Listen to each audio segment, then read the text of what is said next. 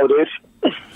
Yeah, man. So, Sherlock, man, let's get into it, man. I mean, let's find out more about you and put you on the map, because you are the only UK hog mob, is that right?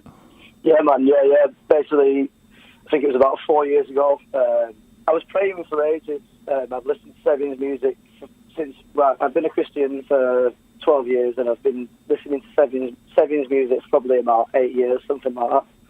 And, like, other hog mob artists. And, like, they really, like, helped me. Like, the music's really helped me through some rough times and stuff like that. And so, like, and I really felt like I could relate to them, do you know what I mean, like, as people, do you know what I mean, through what we're putting in the music and that, because we're, like, rapping about the life, do you know what I mean, and rap, like, the stuff that we write from my heart, do you know what I mean, every hog mob artist, when we write something, it's from the heart, do you know what I mean, so you can connect to them, and, like, you feel like you get to know them, do you know what I mean, through the music. So, like, basically, I hit Seven up, and, like, I was just saying hello and stuff at first, and then he just, like, I was just praying to God and just saying, God, I need to get some kind of connection with Hogmob, man, because, like, I've got the same heart as them and everything, and, you know what I mean, I want to start doing the music, because basically I listened to Lecrae about 8 years ago when Don't Waste Your Life came out. Yeah. That was, like, the first Christian hip-hop track that I ever heard, and that I'd never heard of it before, Christian hip-hop. It kind of inspired, it was Lecrae that inspired me to start writing. That's cool, man. So when you joined Hog Mob, like, you just hit up Seven and it started like that. But were you doing, like, any kind of street ministry, like where you live? Yeah. I used to live in Birmingham. I live in Fleetwood now, but I used to live in Birmingham, and, like, literally used to do a lot of campaigning, going out on the streets. But at first, when I started with my rapping, with my writing and that, I only, like, wrote a few bars, but, like, I just used to use them all the time. If you know what I mean? Yeah. Like, when I was out on the streets, when I met with young lads or youth or whatever, job that I felt it would have been relevant to. Obviously, I'm not going to walk up to an old lady and start, like, do you know what I mean, going ham on an old lady or something. Do you know what I mean? I'm going to like offer to pray for him or something, or, do you know what I mean, give him a testimony. But yeah, I was quite active in Birmingham with evangelism and stuff. And so, like, Seven basically was like, he messaged me and said, well, we're trying to expand Hog Mob, asked me questions about my faith and like how long I've been a Christian and whatever. It started from there, and he basically said, do you want to be the leader for the UK? Wow, man. So that's a big deal, isn't it? So, but, like, that was a while ago. So, like, since then, are they kind of like, what's happened? Because, I mean, it's just you still in the UK, isn't it? Yeah, well, in terms of official members, yeah, but there is actually there's other artists that I'm connected with that are interested in being part of Hog Mob. It's just one of them. I've not really been in touch with Seven a lot recently.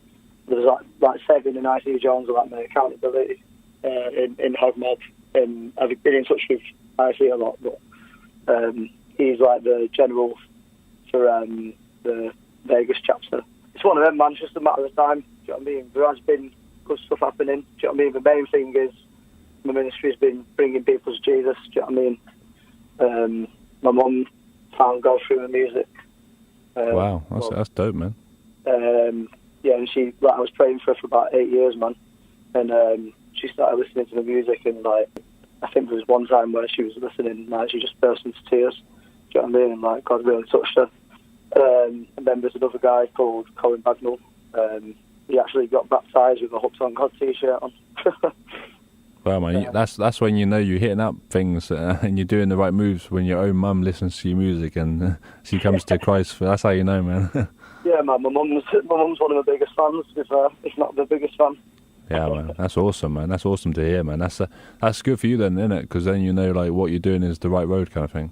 Yeah, exactly. Because it's crazy as well. Because, like, I know there's a lot more people than just my mum and Colin, but because, like, obviously Colin's wife, when she turned to God, because she saw the change in him, she turned to God, and she had a word of knowledge in a church, which is basically, if people don't understand what a word of knowledge is, it's like God spoke directly into her life, something that was very specific, and she was really touched, gave her life to God, and then she completely changed as well. Do you know what I mean? So there's a lot of other people that that are getting affected by the music.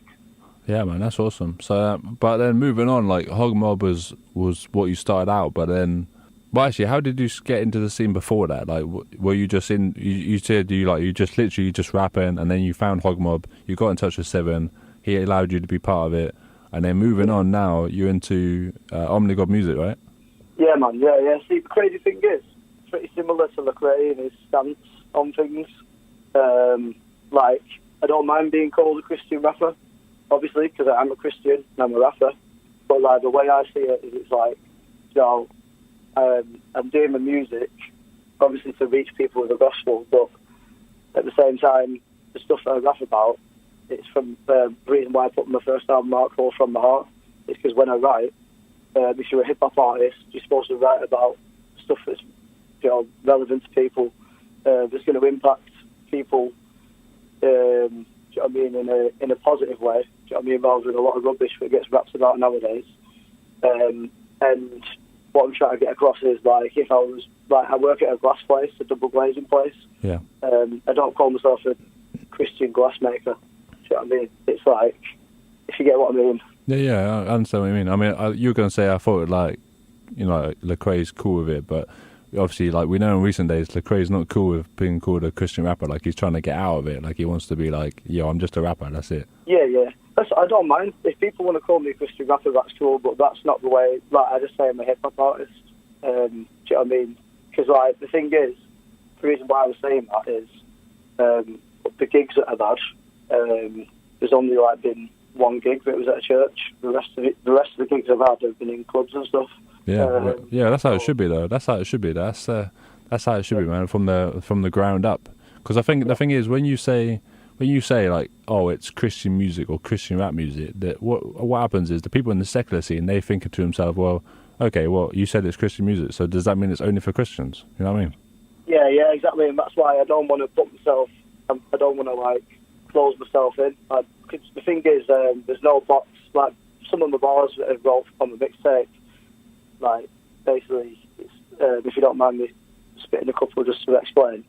Yeah, man. It basically, like, says, no hook on the track, I'm just blacking out and mashing it. Call me a Bible basher, I don't care, I'm still smashing it. Unashamed, but blamed for massive fame, ways was taken, I should be forsaken, but I'm free from Satan. Here we go again, he's spitting that religious rap. Games talks about holes, no one even gives a crap, it's a fact. If you can spit about that, I can rap about Christ is my life, you better fall back. I mean, it like goes on to say, like, hip-hop fibre, not a pattern you can find it. It's got a deeper meaning, so we get rewinded. You know what I mean? It's like, yeah, I get it. You're just being honest. You're just being like, you're just saying, oh, this is me, like, this is it. Like, they're nothing like you said, like, you wouldn't go up to an old lady and start spitting to her, would you? But so obviously to the young people, you need to be more relevant. It's funny, yeah, man, I get what you're saying. Funny enough, I had this conversation a while ago, and I was trying to say to them, like, yeah, it's okay, like, rappers got to be more relevant. Christian rappers, or rappers like Christian, got to be more relevant with their music, so therefore, it's okay for them to be on worldly beats, or spitting on worldly rhymes, or it's okay for them to use sometimes, like, a harsher language or something, because it's kind of integrating them into the society, and then they can make Christ more relevant, can't they? Yeah, and I think as well, it's about, see, I'm not saying this being judgmental to any Christian artists out there. Do you know what I mean? If there's anyone listening, but like the way I see it, like, the more you grow as an artist, the more comfortable you become in your own skin. So like when you're writing your lyrics, like I've been finding with this mixtape, I didn't write for 3 years because, to be honest, like, I went through some pretty bad struggles in my personal life to do with drug addiction and stuff. Yeah. So I put my music to the side to get my life back together, like get my. It wasn't like I was like trying to get my things together, because it's not about that. We can come together as we are. Do you know what I mean? And he loves us and wants to help us grow and move on in our walk with him, in our relationship with him. But I felt like a hypocrite that I was like, rapping about going all out for Jesus and whatever on the first album, and then I was going out on weekends sniffing coke. Do you know what I mean? To be honest. Yeah, man. Well, that's it. I mean, that's the thing, but. It's a borderline, isn't it? Because you want to be more relevant, but you don't want to be in that scene. You don't want to be like tripping out completely. Like, you want to be you want to be relevant, but you don't want to be kind of showcasing, in step with other people's negativity. But It's a line, man. It's a line that you don't want to cross. But I mean, it's a line that you need to walk, I think, if you want to be relevant with your music.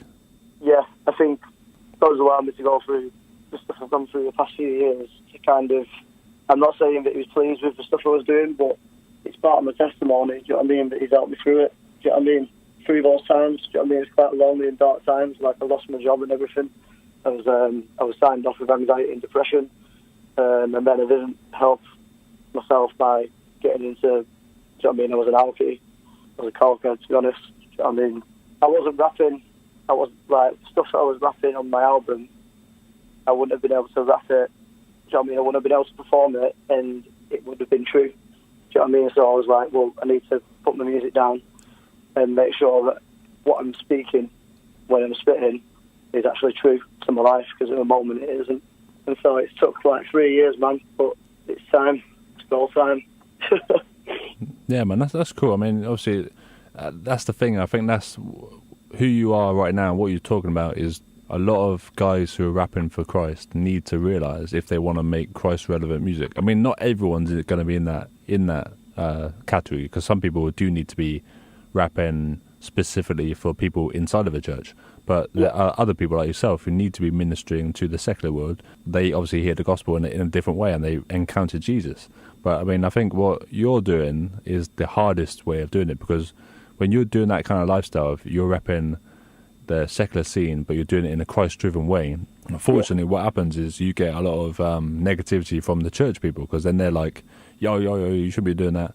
But what actually I think you're doing is you're doing it bang on, you know what I mean? Like, you're doing it how it should be doing, because you're reaching people, aren't you, at the end of the day?